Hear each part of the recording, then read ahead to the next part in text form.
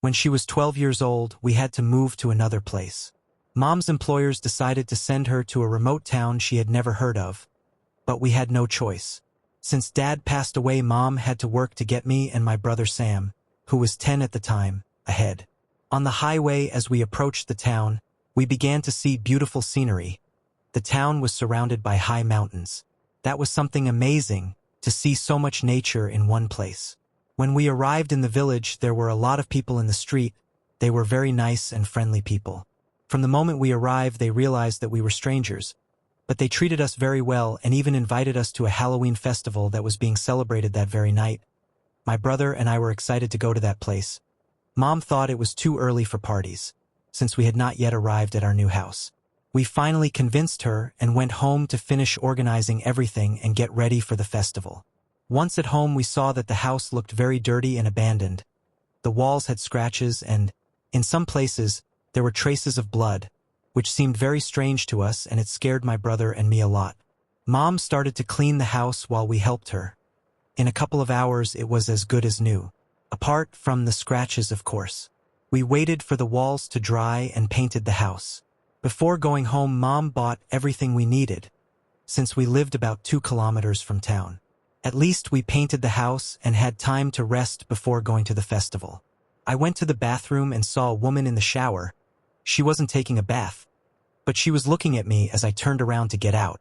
I couldn't see very well who it was, since the bathroom lights were off, so I thought it was Mom. As soon as I came out of the bathroom, I saw Mom in the hallway. She looked at me, smiled, and left. I was petrified when I looked into the bathroom and there was no one there.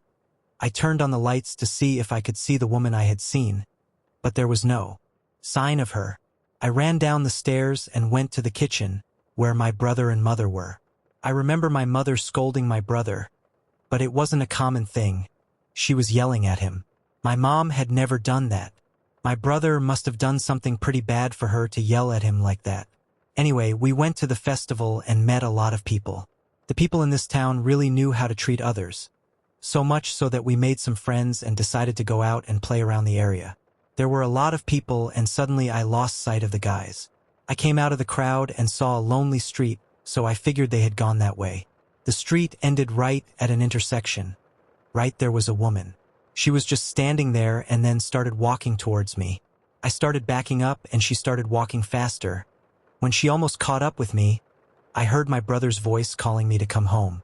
While Mom was driving and telling us about all the positive experiences she had had that night, I, on the other hand, couldn't get over the shock and couldn't stop thinking about that woman. I wondered if she was the same one I had seen at home. When we got home, I was so tired that I fell asleep on the sofa. The TV was on and it was raining hard outside. Suddenly a lightning bolt woke me up and I realized that it was 3 a.m. and I decided to go up to my room. But I heard a noise at the door and went to check. There was no one there, and I went to the stairs and there was that woman, sitting on the sofa. I ran in a hurry to my room and she was chasing me. But then she disappeared. The next day at school, I saw my new friends, the guys I had met at the festival. We started talking and I told them where I lived, to which they all looked shocked and terrified. "What's up?" I asked them. They told me that the house where I lived was haunted, since it was in the middle of a cemetery.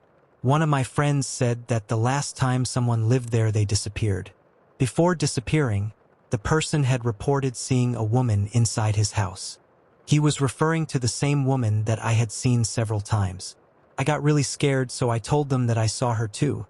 So they advised me to get out of there as soon as possible. That same afternoon, I was on my way home from school, and a lady from town started to follow me, and I decided to hurry up. The lady saw that I was going to enter the house and shouted at me, "Hey, what are you doing? Don't go in there." I realized that she didn't mean to hurt me. She was trying to take care of me. So I told her that I lived there, to which she just said, "Holy cow." I walked in the house and Mom still hadn't arrived. My brother wasn't home either. The house was too quiet, nothing out of the ordinary, and that's what scared me. I tried to distract myself and started to study a bit when suddenly I heard someone turn on the shower. I wanted to see who it was, but I remembered that I was home alone, or so I thought. I went to the kitchen and grabbed a knife. Even though I knew I didn't have the courage to use it, it made me feel safer, and I went upstairs to check. The shower was open, but no one was there. which seemed even stranger to me. I went out into the hallway and the door to my room was open. I walked in and saw the woman again. She was on her back sitting on my bed.